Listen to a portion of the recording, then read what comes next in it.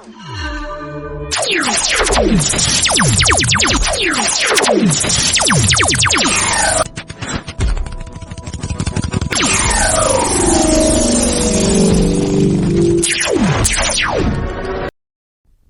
is it important to understand the various literary theories and schools of thought?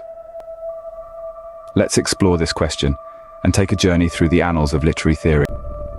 In the beginning, there was formalism, a theory that fixates on the structural aspects of a literary work, like language and style.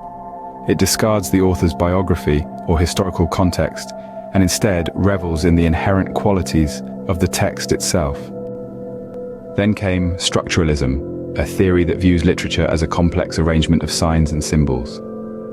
Here, the emphasis is on the structures that underpin and give meaning to a text, often using linguistic and semiotic analysis as its tools. The middle of the 20th century saw the rise of new criticism. This theory champions close reading and textual analysis, urging readers to interpret the work in isolation.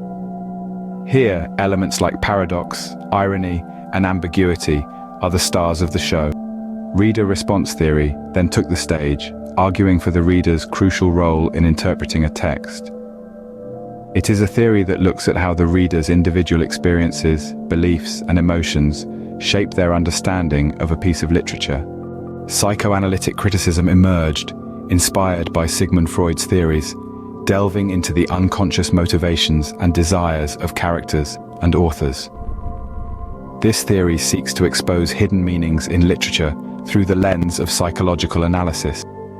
Marxist literary theory then stepped into the spotlight, viewing literature as a mirror of social, economic, and political conditions.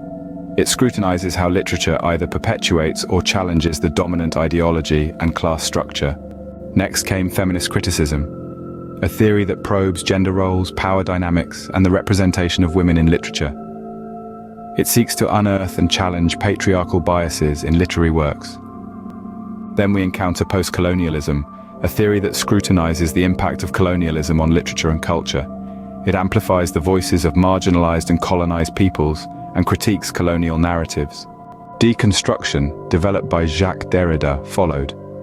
It stresses the inherent instability and contradictions in language and text, prompting readers to question traditional binary oppositions and hierarchies in literary works. Postmodernism came next, rejecting the notion of a single objective truth and embracing the idea of multiple, often conflicting perspectives. It incorporates elements of past literary theories while challenging traditional notions of authorship and narrative. Queer theory emerged, examining issues of gender and sexuality in literature.